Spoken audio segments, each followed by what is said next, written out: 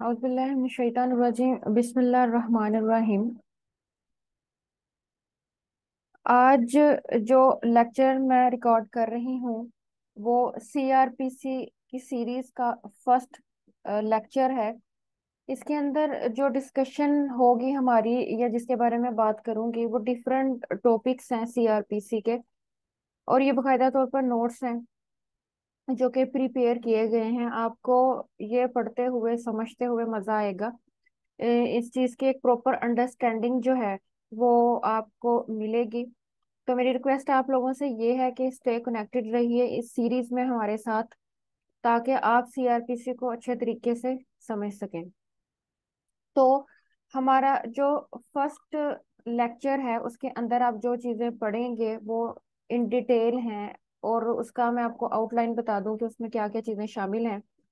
Define crime और offence, elements of crime, arrest क्या होता है, क्लासिफिकेशन ऑफ ऑफेंसेस उसको हम किस तरह से डील करते हैं, प्रिवेंटिव डिटेंशन क्या होती है उसको हम देखेंगे, अरेस्ट विदाउट वारंट वो कौन सा सेक्शन उसे डील करता है, वो कब जो है वो एप्लीकेबल होता है, और विद वारंट किन केसेस में एप्लीकेबल होता है, डिटेंशन ऑफ ऑफेंडर कब तक एक पुलिस के पास होनी चाहिए, पुलिस ऑफिसर्स के पास, बेल क्या होती है, पार्डोन का कॉन्सेप्ट क्या होता है, matter to be consider for grant of bail कि जब हम बेल करते हैं और ये करवाते हैं तो उस सूरत हाल में वो कौन सी चीजें होती हैं कि जिसको हम मद्देनजर रखते हैं अपनी जो कार्रवाई है उसमें।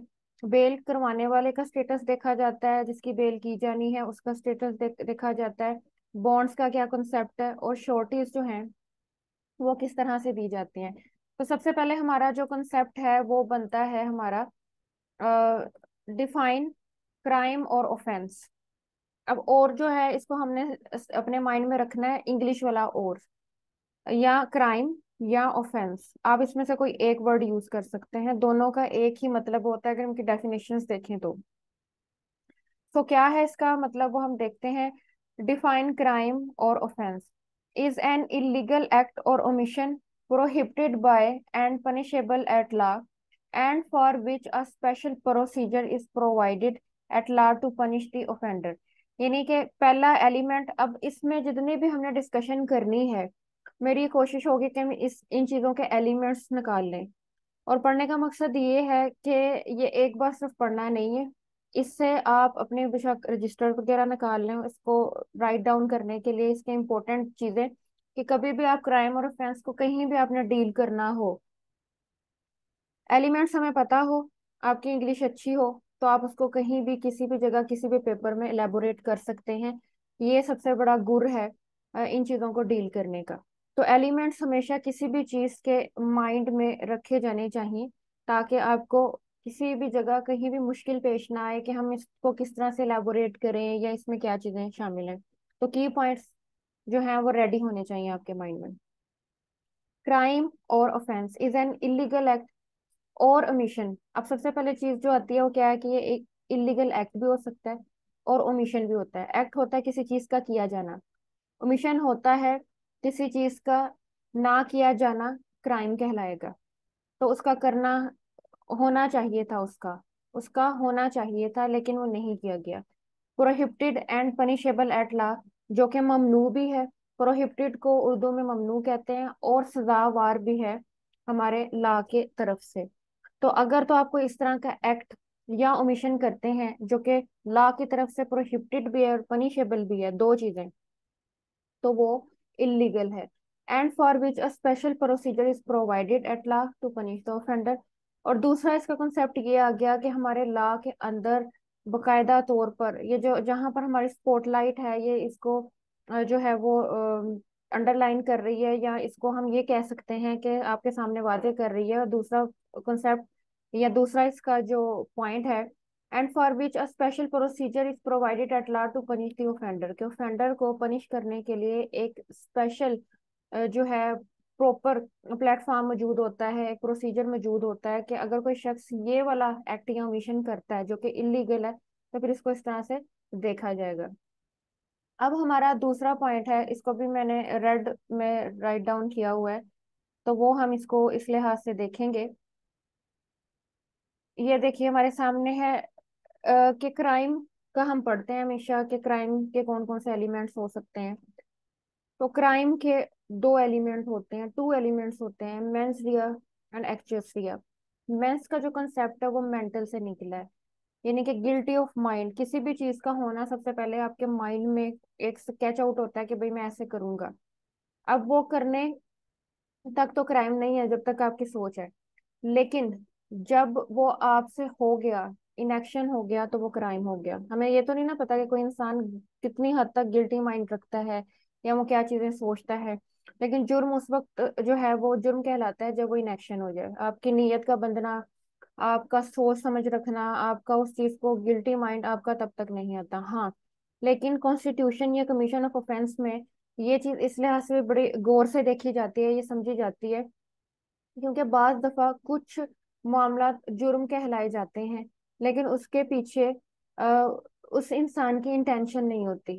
वो नियतन इस चीज का इरादा नहीं रखता था, वो उस चीज को करना नहीं चाहता था, लेकिन सिर्कमस्टांसेस इस तरह के हो गए कि वो जुर्म उससे हो गया। तो जो कॉन्सेप्ट हम पढ़ते हैं हैप्चुअल ऑफेंडर का, वो कॉन्सेप्ट मेंस रिया से काफी हद तक डील करता है। वो क्यों डील करता है? क्योंकि हैप्चुअल ऑफेंडर किसी शख्स का होना उसकी गिल्टी माइंड की अक्कासी करता है कि वो जुर्म करना चाहता है। उसकी अब फितरत और नियत में है कि वो जब करेगा तो जुर्म ही करेगा। उसकी बेल का होना मुश्किल अमल है। फिर उसको अगर छोड़ दिया जाए और तो भी उस पे जो है वो पुलिस नजर रखती है और बाकायदा तौर पर श्योरिटी लेती है कि अगर उसको छोड़ा जा रहा है तो वो इस इलाके से इधर उधर नहीं जाएगा, क्योंकि उसके ऊपर टैग लगा होता है, एक स्टैंप लगी होती है हैप्चुअल ऑफेंडर की।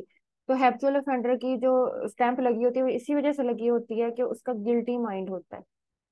तो ये इस लिहाज से इम्पोर्टेंट एक एलिमेंट है कि हैप्चुअल ऑफेंडिंग के अंदर जो मेन चीज होती है वो मेंस का अक्स है। चलिए अब हम इसको जरा देख लें कि इसमें क्या है। मेंस रिया एंड एक्चुअस रियस, इसे रिया भी कहा जाता है, रियस भी कहा जाता है, जिस तरह से आप बेहतर प्रोनाउंस करना चाहें, are the essential elements which constitute crime under the provisions of constitution any law which is in conflict to Islam.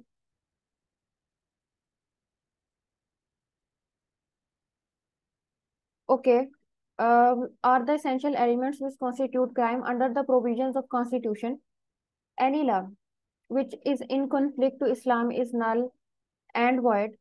No law can be passed which contravene to Islam. अब सबसे पहले यहाँ पे तो बात की गई है कि कोई भी ऐसी चीज, कोई कानून जो कि हमारे इस्लामिक लॉ के अगेंस्ट होगा, जो हमारे कुरान और सुन्ना के अगेंस्ट होगा, उसको हम कॉन्स्टिट्यूशन तो बिल्कुल सपोर्ट नहीं करता। ये हमारे कॉन्स्टिट्यूशन के आर्टिकल्स में मौजूद है और उस तरह की चीज को हम नल एंड वाइड करार देंगे। फिर कहा जाता है सबसे बड़ी चीज कि कोई भी कानून ऐसा पास नहीं किया जाएगा जो हमारे इस्लाम के अगेंस्ट हो, हमारे मजहब के अगेंस्ट हो। तो ये बात सिर्फ क्रिमिनल लॉ की नहीं है, ये हर कानून की है। और हमने जब अंग्रेजों से कवानीन मिले, अब भी हम देखते हैं बहुत पुराने हैं, ये जो हम पढ़ रहे हैं 1898 के, 1898 के, तो वो चीजें जो बेसिक्स हैं वही चल रही हैं, लेकिन कुछ चीजें जो हैं हमने टाइम बाय टाइम उसके अंदर इस्लामिक टच दे लिया है। तो इसमें ये चीज बताई गई जाती है कि हम इसको जो है इस तरह से देखें, कोई भी चीज जो इस्लामिक लिहाज से जो है वो हमारे मजहब से इख्तिलाफ रखती है, उसको तो हम बिल्कुल भी इसमें शामिल नहीं करेंगे। Next, fundamental rights are also protected under constitution. No one can be deprived from his fundamental rights of movement. अब इसमें ये चीज बताई गई है कि फंडामेंटल राइट्स का इन्फ्रिंज होना ही क्राइम को जन्म देता है। डैमेजेस जो है आपको पे करने पड़ते हैं जो आप किसी का राइट नहीं देते इन सिविल सेंस। और क्राइम तब बनता है जब आप किसी की आज़ादी को खातर में नहीं लाते, ठीक है, किसी को फिजिकली तौर पर इन्फ्रिंज करते हैं, किसी की प्रॉपर्टी को नुकसान पहुंचाने की कोशिश करते हैं, यानी कि हर वो चीज जो फंडामेंटल आपकी है, लेकिन कोई पर्सन जो है उसको डिप्राइव करने की कोशिश करता है, आपको उससे डिप्राइव करने की कोशिश करता है, तो फिर वो जो है इस जिम्मे में आ जाती है कि किसी भी रियासत के कवानीन हरकत में आए और लोगों के फंडामेंटल राइट्स की हिफाजत करें। तो यहाँ तक तो ये चीज आ जाती है। नेक्स्ट हमारा जो है वो टॉपिक है अरेस्ट के बारे में। अरेस्ट जो है वो क्या चीज होती है, अरेस्ट का कॉन्सेप्ट किस तरह से देखा जाता है सीआरपीसी में, क्राइम में इसका क्या सीन है, तो वो हम चीज पढ़ते हैं। डिफाइन अरेस्ट, मेरा जो सेकंड टॉपिक है वो है define arrest. To arrest a person is to deprive him of his liberty by some lawful authority for the purpose of compelling his appearance to answer a criminal charge or as a method of execution. Arrest is restraint of movement or liberty. अब चीज ये आती है कि इंसान की फितरत है कि वो आज़ादी चाहता है, वो अपने लिहाज से एक जगह से दूसरी जगह मुंतकिल होना चाहता है, वो एक जगह पर कैद होकर नहीं रह सकता। तो ये तो होगी उसकी आज़ादी। लेकिन जब कोई शख्स बुरा काम करेगा तो यकीनी तौर पर फिर कानून जो है उसको कैद करने की सलाहियत रखता है कि ये शख्स बाज नहीं आ रहा, तो इसको जरा एक हद तक महदूद रखा जाए, जब तक कि इस चीज की श्योरिटी ना दे कि ये मामला को किस तरह से बेहतर तरीके से डील करेगा। तो अरेस्ट की डेफिनेशन ये देख लें। To arrest a person is to deprive him of his liberty, पहला मकसद ये आजादी उसी की करतूतों और उसके मामलात की वजह से खत्म हुई बाय सम लॉफुल अथॉरिटी। और अरेस्ट किसने किया? एक लॉफुल अथॉरिटी ने किया, किसी आम शख्स ने नहीं किया। आप हैं, आपको कोई शख्स जेल में डाल दे या एक जगह कैद कर दे कमरे में, तो वहां पे अरेस्ट का कॉन्सेप्ट नहीं आएगा। ठीक है, अरेस्ट का जो कंसेप्ट आता है वो इस चीज से अटैच्ड है कि एक लॉफुल अथॉरिटी जो है वो अरेस्ट करती है। किस चीज के लिए? Purpose of compelling his appearance to answer criminal charge. मकसद ये होता है उसे अरेस्ट करके रखा जाए और एक लॉफुल अथॉरिटी जो कि हमारी कोर्ट होगी उसको उसके सामने पेश करना कि भाई अगर तुमने ये काम किया है तो क्यों किया है, जो तुम पे क्रिमिनल चार्ज लगना है अब, तो क्या अपनी तरह अपीयरेंस अपीयरेंस दो कि तुम ये किया क्यों, तुमने क्या वजूहात बनी, या तुमने ही किया है या कि आपके ऊपर गलत इल्जाम है। तो इस चीज के लिए आपने अदालत में पेश होना है। तो अरेस्ट का मकसद ये है कि अथॉरिटी एक पर्सन को है, उसने आपको आपकी लिबर्टी से डिप्राइव कर दिया because of your actions, illegal actions. और अब उसने अरेस्ट इस वजह से किया हुआ है कि उसने आपको अदालत के सामने पेश करना है कि भाई जरा आओ और आके हाजिरी दो। अच्छा, और क्या है? यहाँ तो बात की गई है कि purpose of compelling his appearance to answer a criminal charge और as a method of execution. और जो सारा मामला चलेगा अदालत में एग्जीक्यूशन तक का फैसले का, तो वो आप उसने अब आपने अदालत में पेश होते रहना है। Arrest is restaurant of movement of liberty. Simply अगर पूछा जाए, सिंपली एक लाइन में कि अरेस्ट क्या है, तो भाई arrest is restaurant of movement of liberty, कि अगर आपको आपकी आजादी से हटा दिया जाए, आपको एक जगह पर कैद कर दिया जाए, तो ये हम इसे कहेंगे कि ये अरेस्ट है। तो होप सो आपको यहाँ तक इस चीज की समझ लग गई होगी कि अरेस्ट क्या चीज होती है। अब हम चल रहे हैं अपने नेक्स्ट टॉपिक की तरफ। हाँ जी, हम ये बहुत ज्यादा बात गश्त सुनते हैं सीआरपीसी में, पीपीसी के अंदर, के ऑफेंसेस से रिलेटेड। तो कभी हम कंपाउंडेबल ऑफेंस का वर्ड पढ़ रहे होते हैं, कभी हम कोग्निजेबल ऑफेंस का पढ़ रहे होते हैं, कभी नॉन कोग्निजेबल, कभी नॉन कंपाउंडेबल। तो आखिर ये क्या खेल है, ये क्या चीजें हैं, उनको किस तरह से डील किया जाता है, कौन सा स्केड्यूल इस लिहाज से बहुत इंपॉर्टेंट है सीआरपीसी का, तो वो हम देखते हैं। थर्ड टॉपिक है offenses are classified under law. Some are compoundable and non-compoundable, cognizable and non-cognizable, bailable and non-bailable, etc. ठीक है, तो आप ये देख लें, यहाँ पर क्लियर कर लें कि अगर आपसे पूछा जाए कितनी काइंड्स हैं, बेसिक काइंड्स हमारी आती हैं, तो भाई वो ये हैं। कॉग्निजेबल होगी, जगह जगह ये वर्ड यूज होने हैं। नॉन कॉग्निजेबल होगी, कंपाउंडेबल है जी, नॉन कंपाउंडेबल है, तो ये चीज आ जाती है। There are certain exemptions in such classifications. Some are exempt from arrest or detention. अब ये साथ उन्होंने ये भी बता दिया है कि बाज दफा ऑफेंस वैसी होती है कि जिसको हम कॉग्निजेबल, नॉन कॉग्निजेबल, कंपाउंड या नॉन कंपाउंडेबल में क्लासिफाइड कर रहे होते हैं, बट उनके अंदर भी कुछ एक्सेप्शंस इस तरह की आ जाती हैं कि जब जिसको मद्देनजर रखा जाता है तो फिर उनकी जो वर्किंग है, या हम ये समझ लें कि उनका जो प्रैक्टिकल नेचर है वो थोड़ा चेंज हो जाता है, क्योंकि वो आम हालात से जरा मुख्तलिफ चल रही होती हैं, उनके हालातों वाकया जरा मुख्तलिफ होते हैं। तो हम अपनी पहली काइंड की तरफ जा रहे हैं, कॉग्निजेबल ऑफेंसेस की। Cognizable offences Cognizable offenses are those in which police can take action without having warrant from magistrate, keeping in view of the gravity of the offense committed or likely to commit।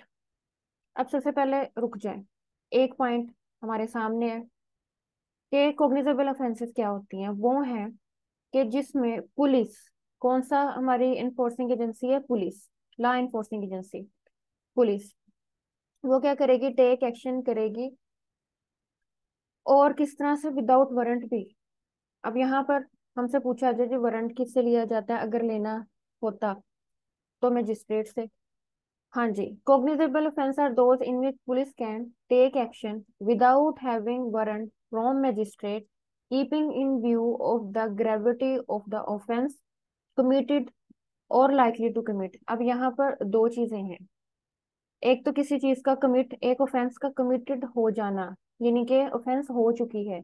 एक है likely to commit, यानी कि preparation चल रही है, अभी offence हुई नहीं है, लेकिन हालातों वाकयात 100% इस चीज की अक्कासी करते हैं कि ऑफेंस हो जाएगी। तो दोनों सूरतों में विदाउट वारंट पुलिस अपनी कार्रवाई कर सकती है।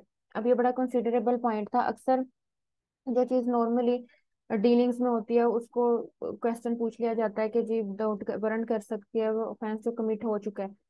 क्या लाइकली टू कमिट में भी, या जिसकी प्रेपरेशन चल रही है, उसकी कमीशन अभी नहीं हुई, उसके बारे में भी इस तरह से हो सकता है? तो दोनों सूरतों में हो सकता है। इसलिए एक एक लाइन उसकी बहुत इंपॉर्टेंट है।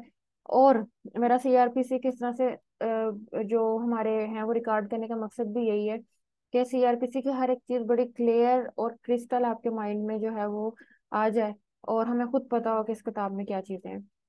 अच्छा जी, only serious crime such as murder और इंजरी और such like offences come under cognizable offences.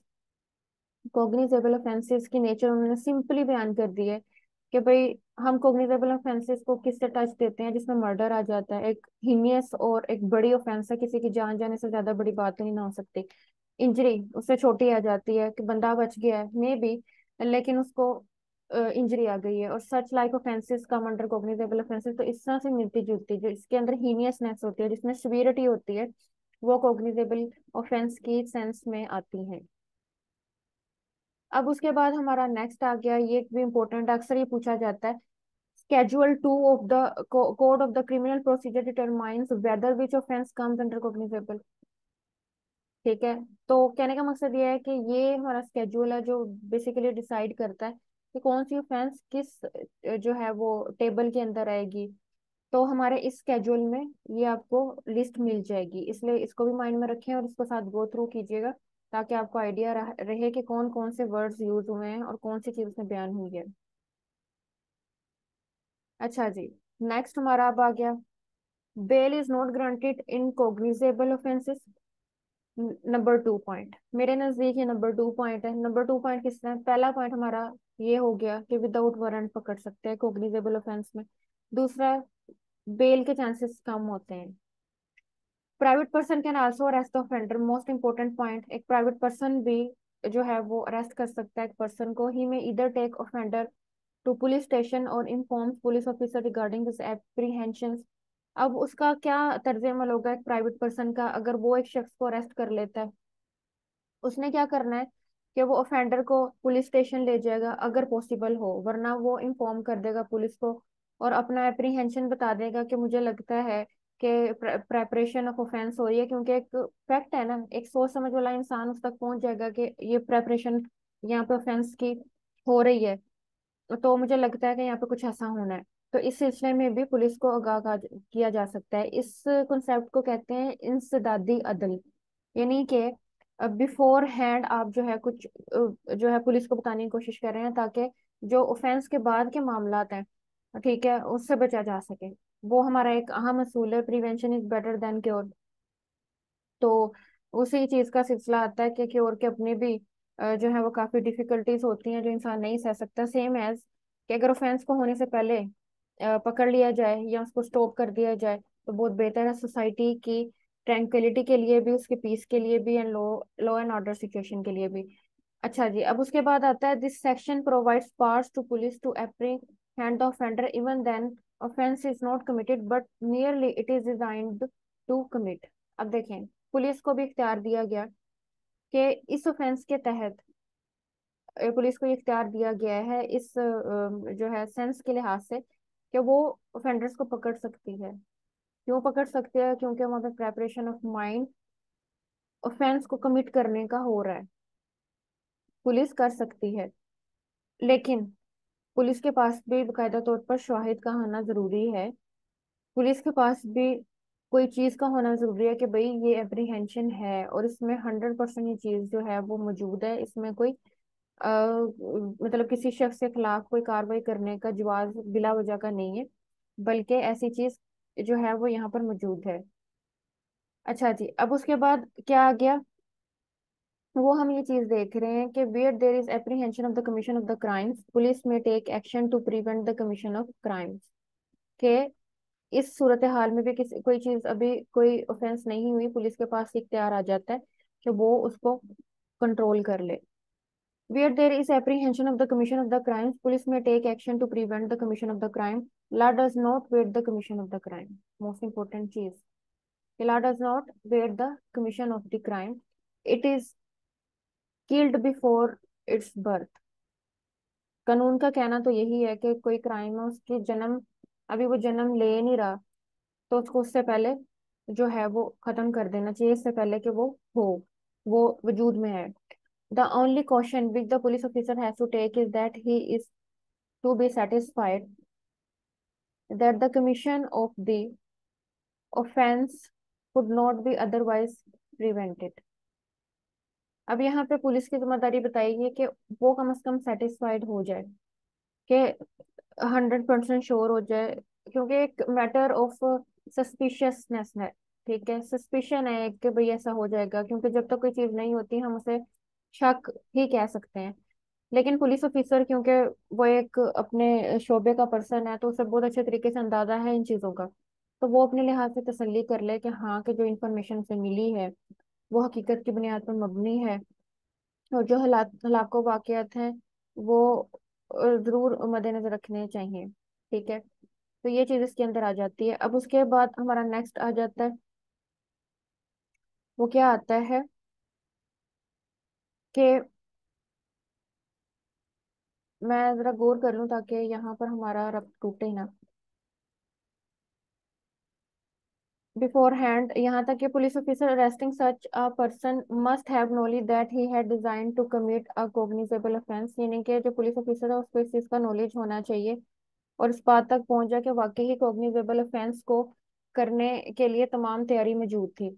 The law on preventive detention only authorise a police officer of the requisite rank to arrest a person whom he reasonably suspects of having done or of doing or of being about to do a prejudicial act। अब police की तरफ से जो मामलात होते हैं वो pre judicial acts होते हैं। मेन अहमियत जो है वो इस चीज की है कि कोर्ट में क्या चीजें होती हैं। तो इस लिहाज से जो लॉ ऑफिसर्स होते हैं उनको, जो पुलिस के ऑफिसर्स होते हैं उनको बड़ा सोच समझ के इन चीजों को मद्देनजर रखना होता है, और उनकी एक महारत मांगती है ये प्रोफेशन, ये सारी चीजें। तो अच्छा, हमारा ये जो कंसेप्ट यहाँ पर आया है कि ये प्रिवेंटिव डिटेंशन का है। तो प्रिवेंटिव डिटेंशन क्या होती है? एक शख्स ने अभी कोई ऑफेंस की नहीं है, लेकिन उसको आपके 100% जो है वो क्लियरिटी है आपके माइंड में, और आपके पास जो चीजें मौजूद हैं कि इस पर्सन ने ऑफेंस अभी करनी है, करने ही लगा है ये। जैसे अक्सर हम कहते हैं कि फलां जगह पर बम ब्लास्ट होने से पहले मुआद जो है वो पकड़ लिया गया, या फिर लोगों को जो है वो पकड़ लिया गया।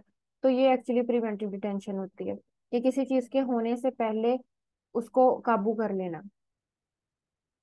तो इसमें एक तो प्रिवेंटिव डिटेंशन का कॉन्सेप्ट आपको पता चल गया इस आर्टिकल में, इस वीडियो के अंदर।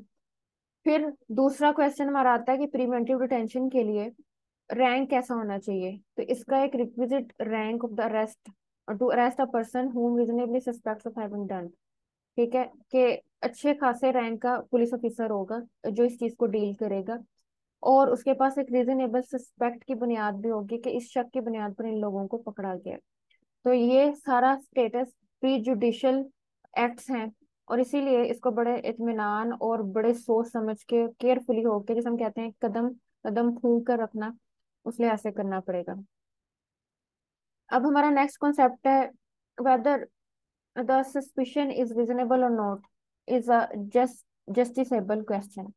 अब ये चीज आती है कि ये सस्पिशन जो था वो किस नोयत का रीजनेबल और नॉट था।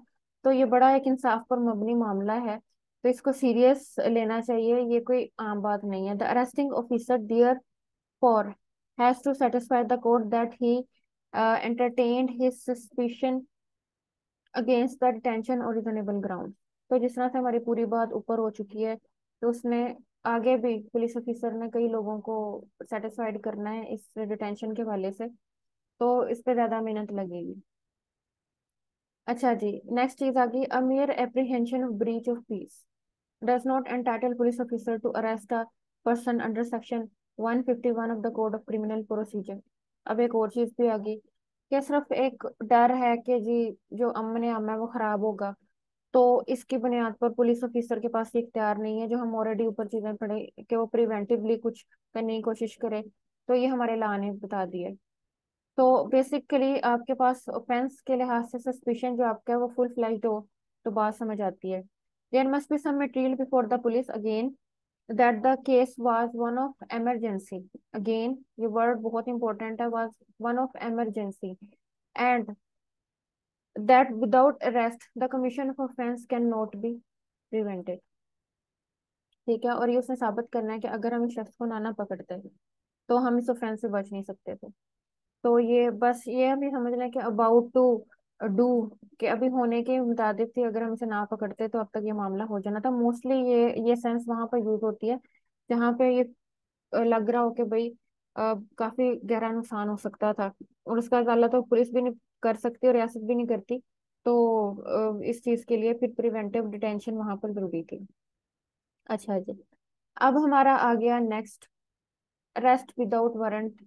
मोस्ट इम्पोर्टेंट टॉपिक कि वो कौन से मामला हो सकते हैं कि जिसके अंदर हमें वारंट के बगैर अरेस्ट करने की सलाहियत पुलिस को दी जाती है, इख्तियार दिया जाता है। इसमें दो सेक्शंस डिस्कस होंगे सीआरपीसी के, 54 एंड 65।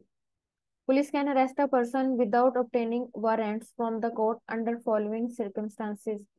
किस तरह से? अब ये वो मामला है, गो मैं आहिस्ता आहिस्ता पढ़ूंगी, साथ समझाती भी जाऊंगी कि ये चीजें होती हैं जिसके अंदर हमें वारंट की जरूरत नहीं पड़ती, पुलिस को वारंट की जरूरत नहीं पड़ती, और उसको जब पता चलता है, जिस वाक्य पता चलता है कि ये वाले एलिमेंट्स मौजूद हैं, ये वाली चीजें मौजूद हैं, तो फिर मजिस्ट्रेट से इजाजत लिए बगैर भी उन अशखास को पकड़ सकती है। Arrest without warrant under section 54 and 65। Police can arrest a person without obtaining warrants from the court under following circumstances आपके सामने है। नंबर वन हमारा कॉग्निजेबल ऑफेंस, जिस तरह से हमने बताया कि उसके अंदर तो पुलिस को इख्तियार मिल ही जाता है। दूसरा हमारे वेगा बॉन्ड्स, जो आवारागर्दी करने वाले होते हैं, ठीक है, आदि मुजरिम भी इसके अंदर आ जाते हैं, हैप्चुअल रोबर्स हो जाते हैं, आदि डाकू। ठीक है, हैप्चुअली वो रोबरी की उनको आदत होती है और उनके उनको पता होता है कि उन्होंने जगह जगह डाके डाले होते हैं। प्रिवेंटिव डिटेंशन, तो प्रिवेंटिव डिटेंशन का मामला अगेन फिर वो हीनियसनेस ऑफ ऑफेंस आ जाता है कि वहां पर जरूरी है कि प्रिवेंट किया जाए फौरी तौर पर, क्योंकि नेचर ही ऐसी ऑफेंस की आ रही होती है जहाँ पर बम धमाका या इस तरह की सूरत हाल हो, फिर वहां पर इंतजार तो नहीं ना किया जा सकता। उसके बाद offences committed before magistrate, magistrate साहब के सामने ऑफेंस कमिट कर दी गई है, वो भी उसमें जरूरत नहीं होता, यानी शाहिद ही मजिस्ट्रेट साहब आ जाते हैं, तो इसके अंदर भी वारंट की जरूरत नहीं पड़ती। Suspect of offence again, injury to public property, reasonable suspicion of crime, house breaking, proclaimed offender मफरूर मुजरिम, प्रोक्लेम्ड ऑफेंडर मफरूर हो गया था।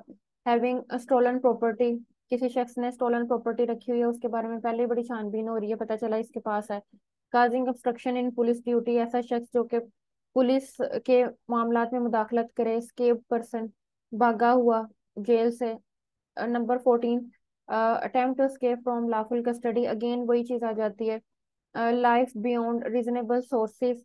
और 16 आता है प्राइवेट अरेस्ट।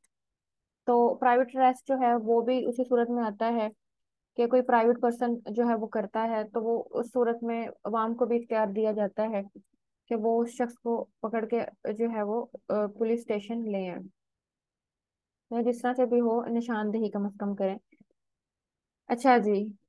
इसका शर्ह हम इस लिहाज से नॉर्मली अटैच कर सकते हैं कि जब किसी ऐसे वांटेड पर्सन को पकड़ना हो तो पुलिस खुद कहती है कि अगर अवाम जो है हमारा साथ देगी तो इनाम रख दिया जाता है उस पर, या बाज़ दफा ये भी कह देता है कि फलां जो है वो उसका स्टेटस क्रिमिनल का ये है, और अगर कोई शख्स उसके सर पे इतना इनाम रखा जाएगा, ठीक है। तो वो इस तरह से कुछ सिचुएशंस होती हैं कि जिस तरह से ऐड कर लिया जाता है नॉन कॉग्निजेबल ऑफेंसेस। अब इस तमाम चीजों के बाद हमारी नॉन कॉग्निजेबल आ जाती हैं। वो कौन सी ऑफेंसेस होती हैं, इनके क्या नेचर है, वो हम अब देखने लगे हैं। Offences which are not cognizable, यानी कि वो ऑफेंसेस जिनका तस्करा हमने ऊपर करा है, जिनकी हीनियसनेस कम है, जिनकी सीवियरिटी कम है, वो हमारी नॉन कॉग्निजेबल है। Police requires prior warrant to apprehend the offender. Private person cannot arrest the offender who is committing the offense. Private person may inform police authorities about the commission of offense, but he himself cannot take action. In some, non-cognizable offenses are vice versa of the cognizable offenses. Serious crimes do not come under non-cognizable offenses. अब उसमें उन्होंने बात खत्म की इस लिहाज से कि जो चीज हमने ऊपर पढ़ी है कि नॉन कॉग्निजेबल ऑफेंस जो है उसके अंदर वारंट की जरूरत नहीं होती, वहां पर प्राइवेट पर्सन भी पकड़ सकता है, फिर पुलिस के पास लेकर जा सकता है, उसको इन्फॉर्म कर सकता है पुलिस को। उन सब चीजों का उल्ट अगर आप कर लें तो वो हमारी नॉन के कॉग्निजेबल ऑफेंस आ जाती हैं, क्योंकि उसके अंदर क्या चीज होती है कि जरूरत नहीं होती इस चीज की कि मतलब इस तरह से एक्शन क्रिएट किया जाए, क्योंकि उसकी हीनियसनेस कम होती है, उसकी सीवियरिटी कम होती है, और उसमें इस तरह कोई नुकसान का अंदेशा इतना ज्यादा नहीं होता। तो ये सूरत हाल बनती है, इस वजह से उन्होंने कह दिया नीचे कि cognizable offences non cognizable in some non cognizable offences are vice versa of the cognizable offences, कि ये जो हमारी नॉन कॉग्निजेबल ऑफेंसेस हैं ये टोटली उल्ट है हमारी कॉग्निजेबल ऑफेंसेस का। तो इस लिहाज से जो सी आप खसूसियात वहां पर बता रहे हैं उसका जब उल्ट कर लें तो नॉन कॉग्निजेबल ऑफेंसेस कहलाते हैं। Under section 155, it not obligatory for police to register first information report in first instance। अब इनके अंदर क्या चीज आती है कि जब हमारी नॉन कॉग्निजेबल ऑफेंस होती है तो आप वो शिकायत लेके पुलिस के पास जाते हैं तो उसकी फर्स्ट इंफॉर्मेशन रिपोर्ट उस तरह से नहीं होती जिस तरह से हमारे कॉग्निजेबल ऑफेंसेस में होते हैं। तो इन सूरत हाल में पुलिस के ऊपर ऑब्लिगेटरी नहीं होता कि वो जो है इसके अंदर उस तरह से दर्ज करे जिस तरह के first information report cognizable offence की करती है। अब बार दफा हम पुलिस के ऊपर ये बात कहते हैं कि भाई हम एफआईआर लिखवाने के लिए गए थे तो उन्होंने जो है वो लिखी नहीं, या फिर वैसे एक्ट नहीं किया जिस तरह किया जाना चाहिए था। हो सकता है हमारे नजदीक वो हीनियसनेस हो उस ऑफेंस में, लेकिन वो बाय लॉ या लॉ के लिहाज से नॉन कोग्निजेबल बनती थी। तो हम पुलिस को भी इस लिहाज से थोड़ा देखते हैं, और बाज दफा पुलिस भी इस चीज का फायदा उठाती है। वो पहले देख रहे होते हैं कि यार ये तो वो वाली नहीं बनती, तो अब ना ही एफआईआर लिखवाएं तो बेहतर है। लेकिन इसका एक हल है कि अगर पुलिस ने भी एफआईआर नहीं लिखनी और हम भी कुछ ना कुछ दर्ज करवाना चाह रहे हैं ऑफेंस का, तो इसका एक सेंस बनता है, इसकी एक चीज है हमारे सामने, वो क्या है, वो है रोजनामचा। रोजनामचा क्या है, दोबारा रीड आउट कर रही हूँ उसे देखें। अंडर सेक्शन 155 हम डील कर रहे हैं। It is not obligatory for police to register first information report in first instance, however information is recorded in diary kept in police station, it is also called रोजनामचा। ये कहानी है हमारी non cognisable offence की कि वो रोजनामचा में जरूर add कर लेगी। Information of the offence committed is refer to concern magistrate. दूसरा स्टेप ये होगा कि आप जो इंफॉर्मेशन लिख ली है वो कंसर्न मजिस्ट्रेट को दी जाएगी। उनके अप्रूवल के बाद investigation is made after the approval of magistrate in the manner prescribed for cognizable offences. अब नॉन कॉग्निजेबल ऑफेंस का स्टेटस चेंज हो गया। अब वो उसी तरह से सारा प्रोसीजर डील किया जाएगा जिस तरह के कॉग्निजेबल ऑफेंस में किया जाता है। लेकिन नॉन कॉग्निजेबल ऑफेंस की पहले अथॉरिटी चेक की जाती है कि इसको कितना हद तक लिखना है, मजिस्ट्रेट की हमें इजाजत चाहिए है, मजिस्ट्रेट के अप्रूवल के बाद इन्वेस्टिगेशन शुरू करेंगे, और फिर उसके बाद बाकी सारे मामला होंगे। तो उन्होंने यही यहाँ पे यही बताया कि उसके बाद ये कॉग्निजेबल ऑफेंस के प्रोसीजर की तरह ही डील की जाएगी। However, police cannot arrest the offender without having arrest warrant. As we know, discussed above, police is liable to make investigations upon the supply of information of the commission of non-cognizable offense. क्या है कि police liable to make investigations, police liable है investigation ऊपर करे, जो उसका information है वो सप्लाई करे। दीज इन्वेस्टिगेशंस में take time in its completion, यकीनी तौर पर इन्वेस्टिगेशन जो है वो टाइम लेती हैं अपनी कंप्लीशन में। Police register the case as first information report upon the completion of investigation and found it liable to register. अब ये है कि अब इसको जब इन्वेस्टिगेशन के लिहाज से मामला शुरू हो गया तो इसको फर्स्ट इंफॉर्मेशन रिपोर्ट के लिहाज से देखा जाएगा और ये केस रिपोर्ट कर लिया जाएगा क्योंकि मजिस्ट्रेट की इजाजत मिल चुकी है। ठीक है, इन्वेस्टिगेशन में take time in its completion, जैसा कि हमने बता दिया। Police register the case as first information report upon the commission of investigation, total investigation के बाद इसको as a first information report देखा जाएगा upon the completion of investigation and found it liable to register, और अब police इसको देखेगी कि इसको रजिस्टर करना चाहिए। हाँ जी, time consumed in investigation does not effect the genuineness of the case, detention of the offender without permission of magistrate illegal.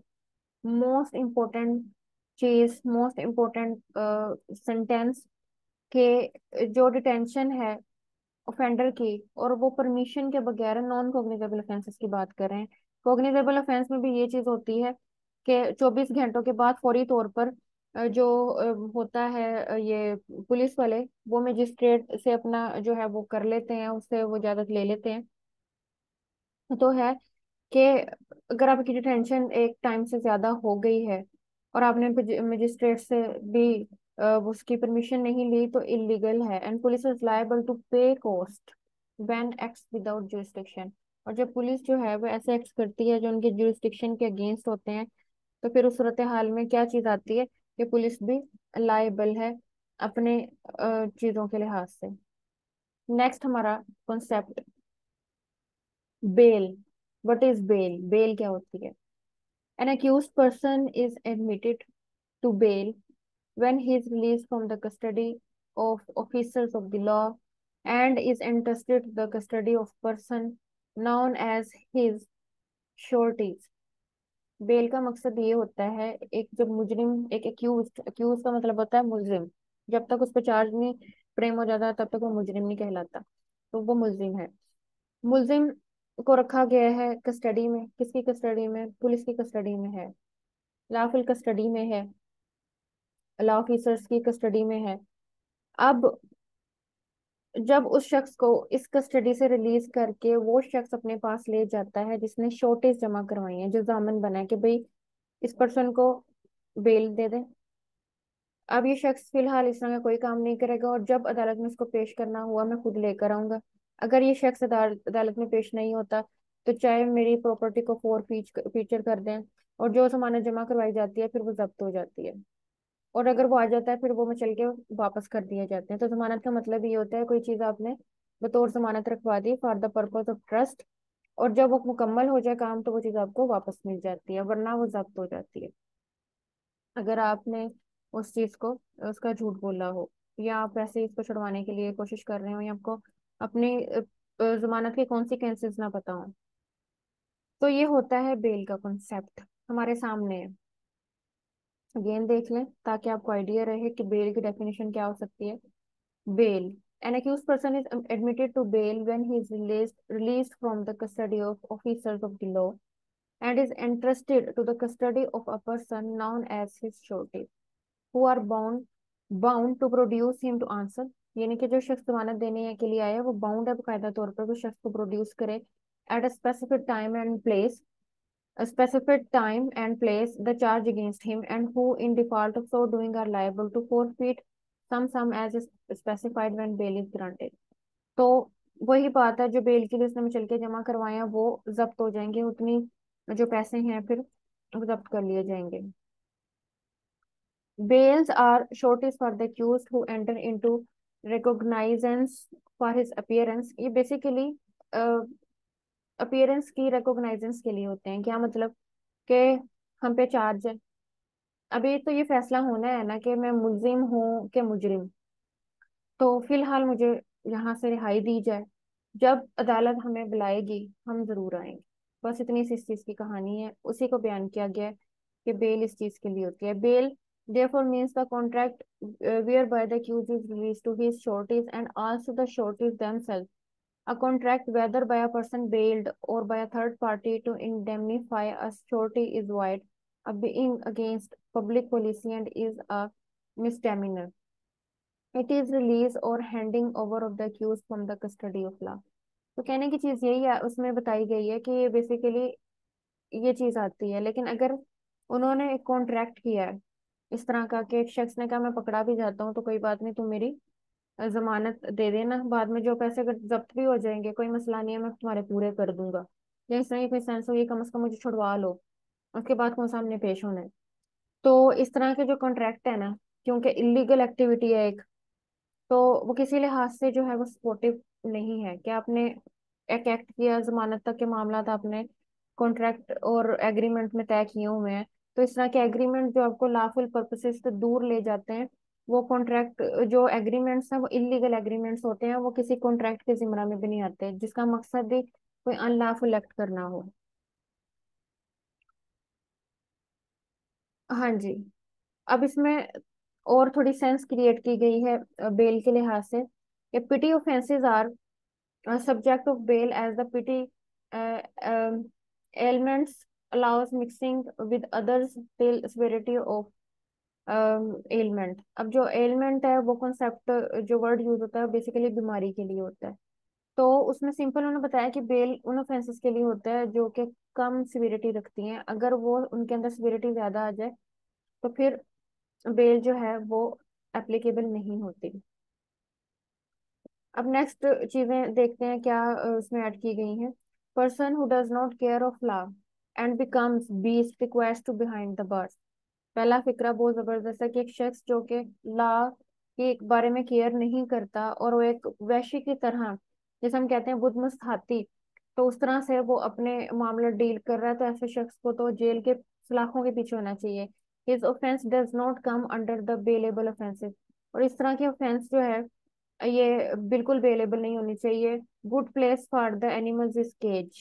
बिल्कुल के एनिमल्स के लिए जो है बेहतर जगह जो है वो उनका पिंजरा होता है जो एनिमल्स के लिए बनाया जाता है। तो बड़ी जबरदस्त लाइंस हैं ये, थोड़ी जो है वो एक लिहाज से मोरालिटी बेस्ड भी हैं और अच्छे अंदाज में लिखी हुई हैं। There are certain provisions of law which provide grounds for the bail against serious crimes. अब हम उस कंसेप्ट पे पहुंचे हैं कि जिसमें हमारी जो ऑफेंस है वो सीरियस है लेकिन फिर भी उसमें बेल मिल रही है, तो क्या सिचुएशन आती है, तो वो हम देखने लगे हैं। There are certain provisions of law which provide grounds for the bail against serious crime during the pendency और revision of case till 2 years case comes under bailable offense। अब एक केस है जो कि चल रहा है रिवीजन के मामले में, उसकी पेंडेंसी है और उसकी पेंडिंग होने वाली सिचुएशन के अंदर ही 2 साल का अरसा उस केस में गुजर गया, और एक शख्स जो है वो उतनी देर तक सलाखों के पीछे ही रहेगा। हालांकि ये स्टेटस अभी पता नहीं चला क्या है कि मुजरिम है भी कि नहीं। तो ये स्टेटस के जिसमें अभी प्रूव होने हैं कि उसके ऊपर जो चार्ज लगा है वो ठीक था नहीं लगा था, तो उतनी देर में वो सलाखों के पीछे रहेगा। अक्सर हमारे यहाँ पे मामलात होते हैं कि जो लोगों को पकड़ा जाता है और जब तक प्रोसीडिंग्स केस की चलती रहती हैं जो उनको रखा गया, तो क्या सिनेरियो है इस चीज का। तो फिर अगर उसकी बेल कोई ना भी करवाने के लिए आए और इतना अरसा गुजर चुका है और केस की सिचुएशन देखिए कि वो पेंडेंसी में है या वो रिवीजन में है, तो फिर जो लॉ है वो उसे खुद रिलीफ दे देगा कि भाई जब तक नहीं फैसला हो रहा अब तुम जाओ। There are certain provisions of law which provide grounds for the bail against serious crimes during the pendency and revisions of case till 2 years case comes under bailable offence. अब बेलेबल ऑफेंस मामला, non bailable नहीं है। दूसरा point क्या है कि bailable offence में एक शख्स पेंडेंसी और रिवीजन की स्टेट में है उसका केस, और वो कैद हुआ है। If the accused is not responded till 2 years in a case, punishment of which is 10 years। तो एक ही सिचुएशन ये आ जाती है, बेल कैन बी प्रेड। दूसरी सूरत हाल में ये है कि 2 साल के अरसे जो सजा होनी थी वो 10 साल की कैद थी, ठीक है।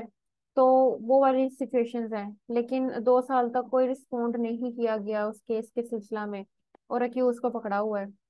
तो क्या सूरत हाल फिर इसमें होगी? इसमें भी ये चीज होगी कि जो है बेल उसकी प्रे की जा सकती है। No court shall grant bail in a serious crime such as death unless there is reasonable ground to grant bail. Offences punishment of which is life imprisonment are also treated in the same manner। अब देखिए, उन्होंने murder का जिक्र किया कि murder जैसी offences अगर हैं ये हमारे सामने है, no court shall grant bail in serious crimes such as death unless there is reasonable grounds to grant bail। Offences punishment of which is life imprisonment, कि इनमें सॉलिड रूल, जनरल रूल ये है कि जी बेल नहीं मिलती, लेकिन कुछ situations ऐसी हो जाती हैं कि मिल जाती है। तो वो अगर एक्सेप्शंस में आ जाए तो फिर कंसिडरेबल हो जाएगा, तो उस मामला में भी बेल मिल जाएगी। There are some crimes compoundable to agree to accept a composition and some are non compoundable। अब compoundable से मुराद ये होता है जिसके ऊपर एग्रीमेंट हो जाए, यानी कि दो पार्टियों के दरमियान अगर वो मामले को सुलझाना चाहें सेटलमेंट के थ्रू तो कहा जाएगा कर लें। और कुछ मामला इस तरह के होते हैं जो कि किसी तौर पे भी हम उसके ऊपर एग्रीमेंट नहीं कर सकते, उसका सेटलमेंट नहीं कर सकते। To ensure constitutional guarantees, no one can be deprived from his vested right in due course of law। No offense should be committed against body and property। If the offenses are committed, then state is responsible to compensate by state created law enforcing agencies। तो हमारा जो concept crime के पीछे चल रहा होता है, criminals को सजा देने का होता है, वो ये है कि जो कॉन्स्टिट्यूशनल गारंटी है वो पीछे वर्किंग कर रही होती है कि किसी भी शख्स को जिसके फंडामेंटल्स होते हैं उससे पीछे नहीं किया जा सकता। अब अगर कोई थ्रेट है सोसाइटी के अगेंस्ट और वो किसी के फंडामेंटल राइट्स को एक शख्स जो है वो बुद्ध हाथी की तरह रौंदे जाता है, तो फिर इस सूरत हाल में क्या चीज आती है कि हमारी जो स्टेट है वो उभर के सामने आती है और वो उस शख्स को देख लेती है, उस शख्स को सूझ लेती है कि इसको अब हमने किस तरह से देखना है। तो उसमें हमारी लॉ इन्फोर्सिंग एजेंसीज आती हैं, इसके अंदर हमारी सीआईए भी आ जाती है, हमारा पुलिस का डिपार्टमेंट आ जाता है, कई दफा हमारी फौज से मदद लेनी चाहती होती है वो आ जाती है, रेंजर्स आ जाती हैं। तो कहने का मकसद ये है फिर स्टेट एम्पावर्ड का कॉन्सेप्ट जो आता है वो सामने आता है। Police is watchdog of the people। They have to protect people in streets and roads, and they perform their duties in streets, roads, on cycle, on foot, but practically crimes are committed under the grab of the law। तो ये भी मजे की बात है, उन्होंने सबसे पहले पुलिस का जिक्र किया कि पुलिस जो है watch dog of the people है, वाइड ऑफ पीपल्स के ऊपर भी है, और उनके फंडामेंटल राइट्स को सिक्योर करने के लिहाज से भी वाइड हो गया, और उसने किस तरह से देखना है। लेकिन वो कहते हैं कि प्रैक्टिकली क्या होता है कि क्राइम जो है ना वो under the grab of law ही हो रहे होते हैं, जहाँ कहीं लॉ के अंदर फ्लॉ पाया जाता है। तो हमें भी पता है, ठीक है, क्राइम वही वहां पर ही होते हैं जहां पर एक मुजरिम को पता होता है कि इस जगह पर कानूनी फ्लॉ मौजूद है, तो मुझे यहाँ पर बड़े इजीली जो है वो असेस मिल जाएगा और कानून ने मेरा क्या कर लेना है। जिस तरह से बेनिफिट ऑफ डाउट का कॉन्सेप्ट है कि जब शवाहिद ही पूरे नहीं होने तो उसमें सॉलिड हमारा जो रूल है वो ये चीज कहता है कि आप जो है वो उस शख्स को जाने दें, क्योंकि बिला वजह हम किसी को कैद नहीं कर सकते। तो ये चीज भी आती है। कुछ सूरत हाल में इसका बेनिफिट ऑफ डाउट का फायदा भी होता है, कुछ जगह पे नुकसान भी होता है। कह रहा नहीं हो।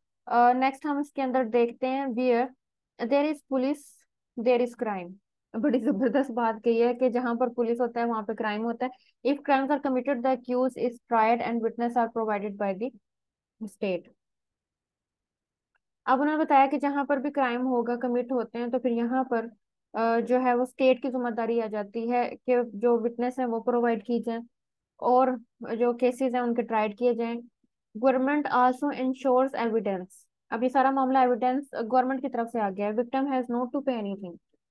यानी कि यहाँ पे मामला ये आता है कि जब कोई क्राइम कर देता है, जो विक्टिम है उसे कुछ नहीं करना पड़ता। ठीक है, लेकिन क्योंकि वो ऑलरेडी विक्टिमाइज हो चुका है, तो वो बेचारा क्या करेगा इसमें। ठीक है, तो उसे कुछ भी नहीं करना। ये हमारा क्रिमिनल लॉ है, कानून की हद तक है, थ्योरी की हद तक है, बल्कि यहाँ पर जो है विक्टिम को सब कुछ करना पड़ता है। Commission of crime is commission of crime is negligence of police. Effective performance reduces the magnitude of offenses. If vigilance is observed, then amount of offenses can be reduced. एक पुलिस के ऊपर थोड़ा उन्होंने बात की है कि जहां पर अगर क्राइम हो जाता है तो ये नेग्लिजेंस ऑफ पुलिस है, क्योंकि पुलिस का काम ही ये है कि वो इस चीज को होने ही ना दे। तो अगर तो वो गफलत नहीं बरतती, सही तरीके से पुलिस अपना काम करती है, मुजरिम जो होंगे उनके दिलों में खौफ होगा कि हम पकड़े जाएंगे, ऐसा निजाम है कि हम पकड़े जाएंगे, तो हमने ये चीज नहीं करनी। तो यहाँ पर क्वेश्चन अगर कभी आ जाए कि किस चीज से जो जुराइम है उनकी शरह कम हो सकती है, तो ये बड़े जबरदस्त लाइंस हैं कि commission of crime is negligence of police. Effect performance reduces the magnitude of offenses. If vigilance is observed, then amount of offenses can be reduced. Continue करते हैं, अजान हो रही है।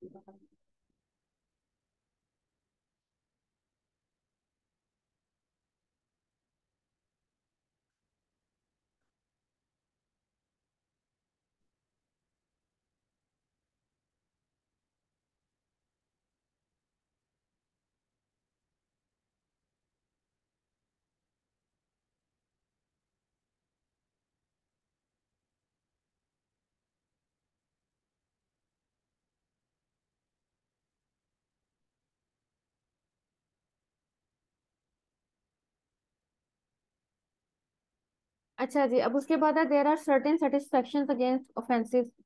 One of them is punishment or taking law into hands, but the greater and bigger satisfaction is pardon. Pardon is granted in the particular crimes which are compoundable.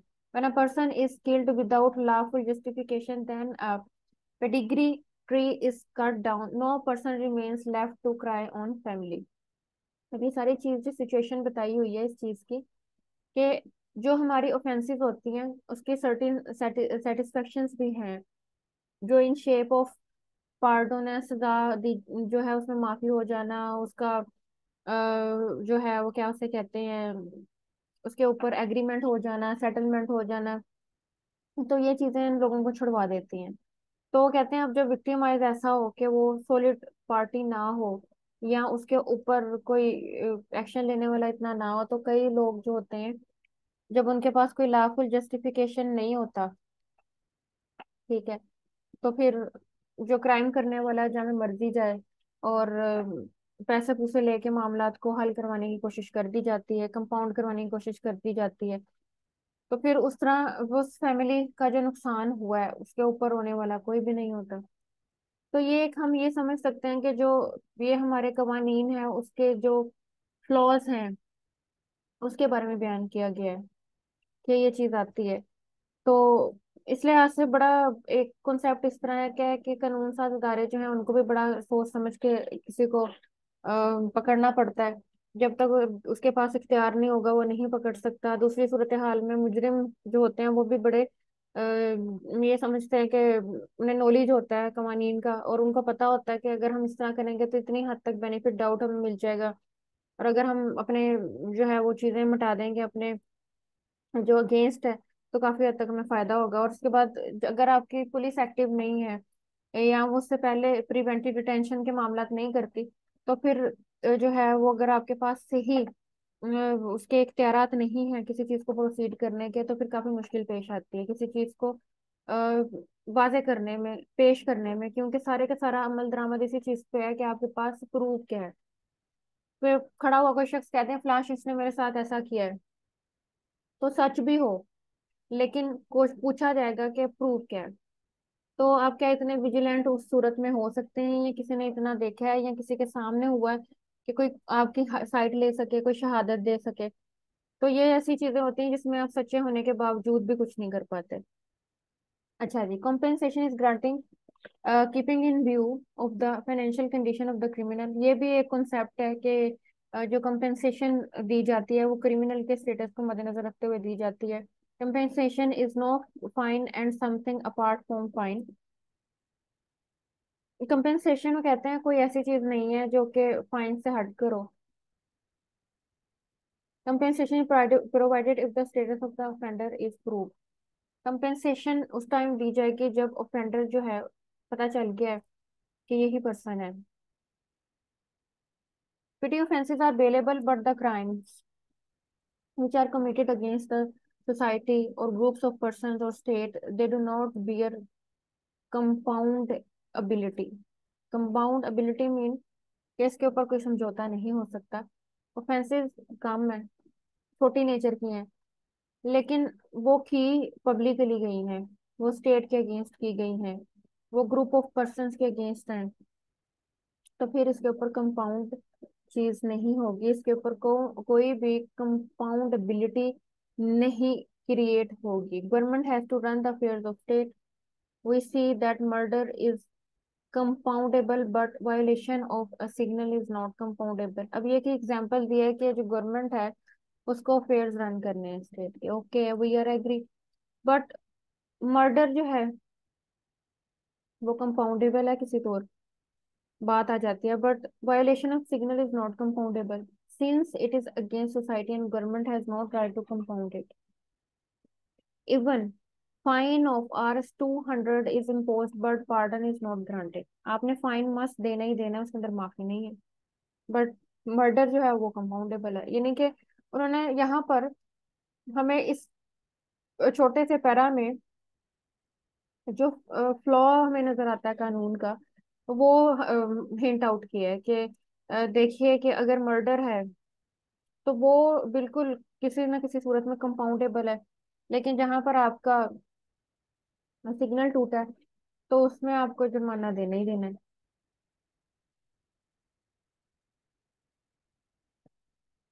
It's remittance may cause pendence penalty of crime. अब वो कहते हैं ये चीज होती है ना, तो यानी कि हमारे जो है वो किसी चीज का तवाज़ुन ही नहीं है, ठीक है, बिगड़ी हुई सूरत हाल में हम रहते हैं। तो अगर ये सूरत हाल हो तो फिर क्या होता है कि फिर क्राइम नहीं होता, फिर क्राइम का तूफान आता है, क्राइम्स का जो जुर्म होता है उसका सैलाब आता है, और मुजरिम भी सोसाइटी में उसी लिहाज से पैदा होते हैं। उनको पता होता है कि कानून ने कुछ नहीं करना, हमारे लिए काफी फ्लॉज मौजूद हैं। अच्छा जी, उसके बाद है small matter should be dealt with mutual understanding of the parties concerned. ठीक हो गया, नंबर वन, बहुत जबरदस्त बात है, बहुत अच्छी बात है, मोरालिटी बेस्ड बातें हैं और हमें इसको जरा देखना चाहिए। दोबारा रिवाइज करूंगी, एक बार और पढ़ूंगी, मुझे पर्सनली ये लाइंस बहुत अच्छी लगती हैं। Small matters should be dealt with mutual understanding of the parties concerned. Forgiveness or pardon is another source of getting satisfaction. It promotes the factor of responsibility and humanity. If anybody gets furious or wild, other one should avoid irritating him more. बड़ी जबरदस्त बात है. He should sit or take little amount of water. It not only mitigates the emotion of hate but also promotes the passions of harmony. During the state of love, nobody gives divorce to his wife. Only hate makes it possible. बड़ी अच्छे जो है morality based कुछ tips हैं जो कि दी गई हैं कि एक शख्स अगर इश्ताल में आ जाता है दूसरे शख्स पे लाजिम है वो अब मजीद उस तरह का काम ना करे जिसका मकसद उसको मजीद उभारना हो. क्योंकि कुछ लोगों की तबीयत होती है वो ज्यादा जल्दी इश्ताल अंगेजी का शिकार हो जाते हैं और दूसरे पर्सन को भी पता है कि मैंने इसको इस नहज पे ले आना है कि ये कोई जुर्म कर देगा. तो ओके, तो उन्होंने कहा ऐसी प्रैक्टिस को परवान ना चढ़ाएं, हारमोनी का बिहेवियर करें. क्योंकि जब आप स्टेट ऑफ लव में होते हैं, आप पीसफुल माइंड में होते हैं, तो उस सूरत में कोई भी शख्स ये नहीं सोचता कि अपनी बीवी को डाइवोर्स देगा. ठीक है, only hates make it possible. जो हेट होती है वो ये काम करती है. Soft and polite behaviour is the result of love and affection. तो ये चीज आती है. Person who brings his sister to other person can not claim provocation if he is seen with the person who is alien. There is exception is the rule to adopt little wrong for bigger good. Thus, its commission would not be crime. बहुत अच्छी बात है. अब इसमें उन्होंने ये चीज बताई है कि अगर आप कोई छोटी गलती करते हैं, छोटा कोई गलत काम कर लेते हैं लेकिन उसका मकसद ये है कि कुछ बड़ी अच्छी गुड थिंग करना है. ठीक है, कोई छोटी गलती कर लेते हैं और जान समझ के करते हैं कि भाई है तो गलती बट ये एक अच्छे अच्छाई के लिए है. ठीक है, उसकी कमीशन फिर भी जस्टिफाइबल है. अब उसमें चीज आती है और ये एग्जांपल बताई गई है इसके अंदर, तो वो चीजें ठीक है. लेकिन अगर आप उसको इस लिहाज से लेते हैं कि बिल्कुल ही मतलब सोसाइटी के अंदर एक डिस्टरबेंस क्रिएट करने के लिहाज से, वो चीज गलत है. इससे ऊपर जो हमने चीजें पढ़ी थी और जो हमने एक पैराग्राफ पढ़ा है वो मोस्ट इम्पोर्टेंट इस लिहाज से मोस्ट इम्पोर्टेंट था कि एक लिहाज से हमें थोड़ा अगर ये पूछा जाए या हम खुद भी इस चीज को सोचें कि यार किस तरह से हम इन चीजों से जो है वो बच सकते हैं, क्या हमें बिहेवियर इख्तियार करना चाहिए, तो प्रैक्टिकली बहुत अच्छी बातें बताई गई कि आप इस तरह से कर लें या ये कंसीडर कॉन्सेप्ट क्लियर किया जाए या कॉन्सेप्ट परखा जाए तो बहुत हद तक हमारे जुराइम जो है वो कम हो सकते हैं. अब इसके अंदर एक मजीद एग्जांपल दी गई है वो बड़े मजे की होगी. When children calls parents do not take care but do not care it but they feel when they call at the age of youth. In the cases where compoundability is not allowed, party may withdraw her case after reaching the state of compoundability. यानी कि उन्होंने simple मिसाल दी है कि जब बच्चे छोटे होते लड़ रहे होते हैं, यानी कि मेच्योरिटी होगी ना, स्टेटस ऑफ माइंड की मेच्योरिटी भी होगी, टाइम की मेच्योरिटी भी होगी कि उसको कंसीडर नहीं किया जाता. लेकिन जब वो यूथ में यानी कि बड़े होके लड़ते हैं, हो सकता है वो इस तरह के अंदर ऑफेंसेस कमिट कर लें या कुछ इस तरह के हो, पूरी तौर पर कहा जाता है कि नहीं ये चीज़ तो ठीक नहीं है, तो इसको बकायदा तौर पर परसू करना चाहिए. तो फिर मामला जो है वो किस चीज़ पे पहुंचता है, कंपाउंडेबिलिटी पे पहुंचता है. Bailable crimes are also compoundable but not in every case. Same उन्होंने बताया कि यही सेम सिचुएशन है कि बेलेबल क्राइम्स कंपाउंडेबल होते हैं नॉर्मली, जनरल रूल है, लेकिन हर केस के अंदर कंपाउंडेबल नहीं होते. Nobody can be deprived from his legal right of liberty until convicted. किसी भी शख्स को उसके जो हमारा बेल का कॉन्सेप्ट है जिसके ऊपर ये बेल का सारा सिनेरियो रन कर रहा है वो यही है कि nobody can be deprived from his legal right of liberty. उसकी आजादी से नहीं रोका जा सकता अंटिल कन्विक्टेड.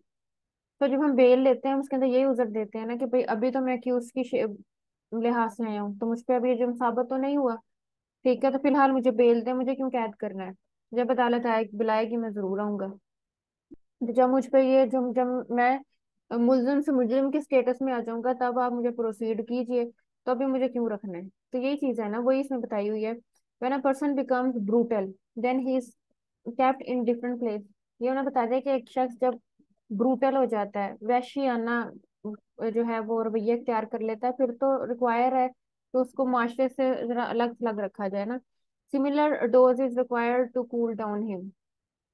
ठीक है, तो यही वो कहते हैं कि इस तरह की डोज जरूरी है कि उसे कूल डाउन करने के लिए उसे बताना चाहिए कि तुम किस स्टेट पे हो। Bail application petition can be decided even in the absence of accused at later stage on merits either he is ill. तो अब ये इलनेस का जो कंसेप्ट है वो भी जरा सामने आ गया है कि जो बेल का कंसेप्ट है उसके अंदर अगर ये पता चलता है कि जी अक्यूज जो है वो इल है, तो उसको भी जरा डिफरेंट लिहाज से देखा जाएगा। जो उससे मतलब रूल्स एंड रेगुलेशंस हैं उनको मद्देनजर रखा जाएगा। इंशाल्लाह इनको भी हम डिस्कस कर लेंगे नेक्स्ट वीडियो के अंदर। हाँ जी, reliance is placed on 199 MLD 976। अब ये रिलायंस का कॉन्सेप्ट है और इसके बारे में हमारे पास जजमेंट मौजूद है। ये बेल से रिलेटेड ही हमारी जजमेंट है। अगर किसी ने नोटिस करनी हो तो वो ये कर ले कि इसका ये कॉन्सेप्ट आता है और हमको इस तरह से देख सकते हैं। आप इसको अगर फर्दरली खुद पर्सनली देखना चाहें। अच्छा जी, अब उसके बाद है हम डिस्कस करने लगे हैं वो मैटर्स कि जिनकी बुनियाद पर हम बेल जो है वो दे सकते हैं, ग्रांट की जा सकती है। वो हम देखने लगे हैं कि कौन से है। अगर आप चाहें तो इसे रजिस्टर पे भी राइट डाउन कर लें। अक्सर ये क्वेश्चन जो है वो लॉन्ग भी पूछ लिया जाता है और शॉर्ट क्वेश्चन में भी पूछ लिया जाता है किसी भी लॉ से रिलेटेड कम्पिटेटिव एग्जाम में। तो ये बेल के कॉन्सेप्ट और जो इनके रनिंग कॉन्सेप्ट हैं किसी भी क्रिमिनल फील्ड के, वो बहुत इंपॉर्टेंट होते हैं। तो matters to be considered for grant of bail, following points are considered: whether there are reasonable grounds for believing that the accused has committed the offense। सबसे पहला जो है ग्रांट बेल करने में क्या क्या चीज देखी जाती है कि सबसे पहले जो शख्स है उसने ऑफेंस कमिट किया है, उसका क्योंकि स्टेटस है ना कि वो एक अक्यूज के लिहाज से आया है, तो आया कि बेल भी तो उसी शख्स को मिलेगी ना कि जो अक्यूज के स्टेटस के लिहाज से आया है। ठीक है। और इस चीज का बिलीव है कि भाई इसने ऑफेंस कमिट किया और ये मामला है, तो बेल का कॉन्सेप्ट उभरेगा। तो ये पॉइंट हो गया हमारा वन। दूसरा जो कंसेप्ट देखा जाता है nature and gravity of charge, के बेल देनी है कि नहीं देनी, तो उसके अंदर ये बहुत ये चीज को मद्देनजर रखा जाता है। Severity of punishment in case of conviction, बिल्कुल थर्ड पॉइंट हमारा ये है। और इसको भी मद्देनजर रखा जाता है कि पनिशमेंट की सिवियरिटी कन्विक्शन के लिहाज से क्या होगी। Apprehension of absconders when released on bail. अब ये फिर अगेन आदि मुजरिम वाला कॉन्सेप्ट थोड़ा आ जाता है कि जब बेल का कॉन्सेप्ट होता है तो आदि मुजरिम को बेल जरा मुश्किल से मिलती है। उसके पीछे जो रनिंग कॉन्सेप्ट होता है, उसके पीछे बिहाइंड द बार जो कॉन्सेप्ट होता है वो यही होता है कि एप्रीहेंशन ऑफ एब्सकॉन्डेंस होता है कि भाई ये तो फिर भाग जाएगा। ठीक है, तो फिर कानून जहाँ पे थोड़ा स्लो हो और सही कैपेसिटी का ना हो, तो फिर उसका भाग जाना फिर मुश्किल में डाल देता है अदालतों को और कानून की जो एनफोर्सिंग एजेंसीज हैं उनको। तो इसलिए जब बेल देनी है तो इसीलिए एक बेल देने वाला सोच ले कि भाई देनी है कि नहीं देनी, ये तो बड़ा मसला हो जाएगा हमारे लिए। उसके बाद हमारा आता है fifth point, the character, the means and the standing of the accused. ठीक है जी, ये उसका करेक्टर अगेन वही चीज है, हैप्चुअल है, पहली बार आया है। और स्टैंडिंग जिस तरह हमारे लॉयर्स की स्टैंडिंग लोकस स्टैंडाई देखी जाती है कोर्ट्स के अंदर, उस तरह से इसकी स्टैंडिंग भी देखी जाती है क्रिमिनल्स की भी, तो वो कब से क्राइम कर रहे हैं कि नया बंदा है। Danger of witness is being tempered with, के कितने हद तक ये हो सकता है कि जो ये अपने साथ लोग लेकर आया है, ये बिजाल साजी पर मबनी जो शहादतें हैं वो देंगे। Opportunity to the petitioner to prepare his defence. हाँ जी, इसमें ये चीज भी आती है बेल देते हुए ये भी देखा जाता है कि जो पिटिशनर है उसको अपॉर्चुनिटी दी गई है कि भाई अपने डिफेंस के लिए कुछ ना कुछ कर लो। The period for which the petitioner has been in jail and when the trial is likely to conclude. और वो सारा पीरियड देखा जाएगा कि कितने अरसे के लिए जेल में होगा एक पर्सन, ठीक है, और ट्रायल जो है वो कब तक कंक्लूड होगा, तो वो पूरे का पूरा वहां से वहां तक जब से जो है वो पकड़ा जाएगा और जब तक केस डिसाइड होगा कितना अरसा बन सकता है, तो उन चीजों को भी देखा जाएगा। फिर उसके जो है मद्देनजर रखते हुए बेल का कंसेप्ट जो है वो सामने आता है कि बेल देनी चाहिए कि नहीं देनी चाहिए।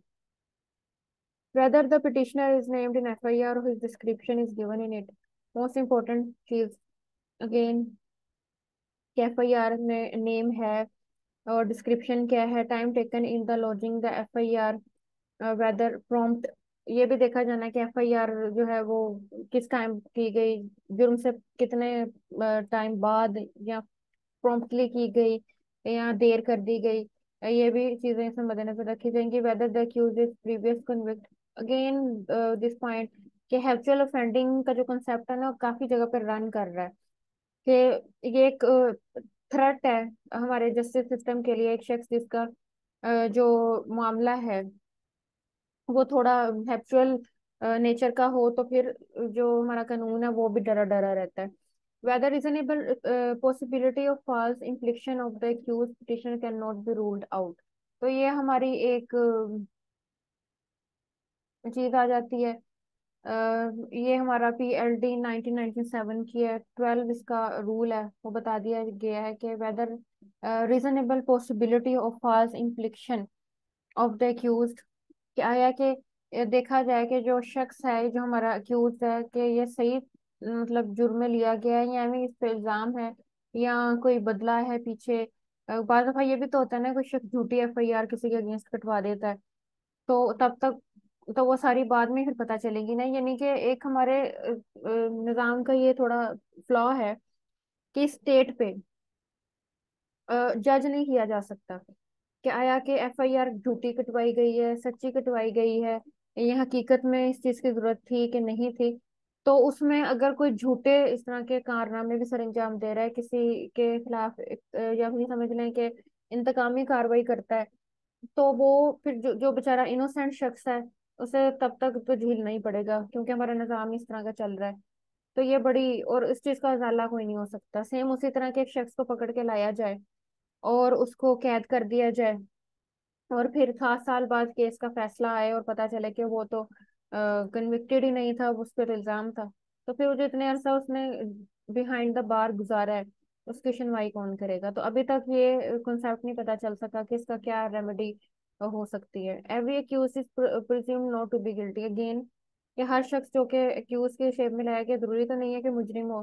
Process of trial should not be allowed to be defeated, ठीक है। इसमें ये चीज आती है कि बेल आपने बेशक देनी है लेकिन ये अपने माइंड में रखना है कि जो हमारा ट्रायल का प्रोसीजर चलेगा वो किसी तौर पे डिफीटेड ना हो।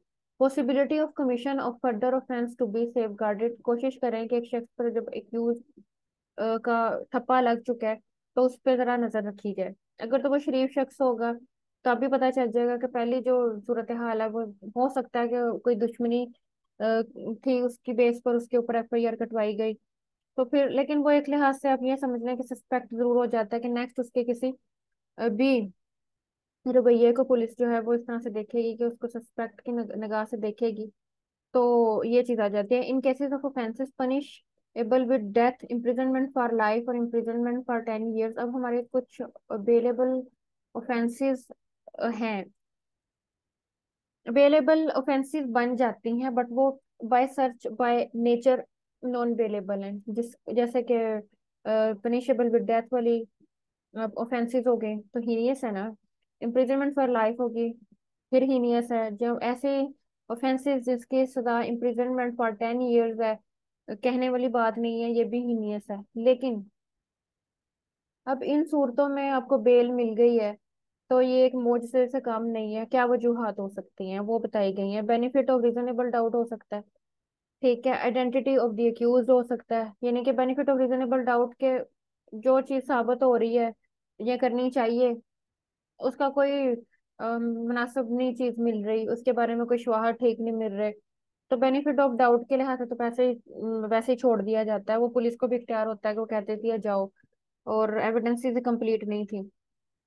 फिर आइडेंटिटी ऑफ द एक्यूज, कि वो पहचाना ही नहीं गया।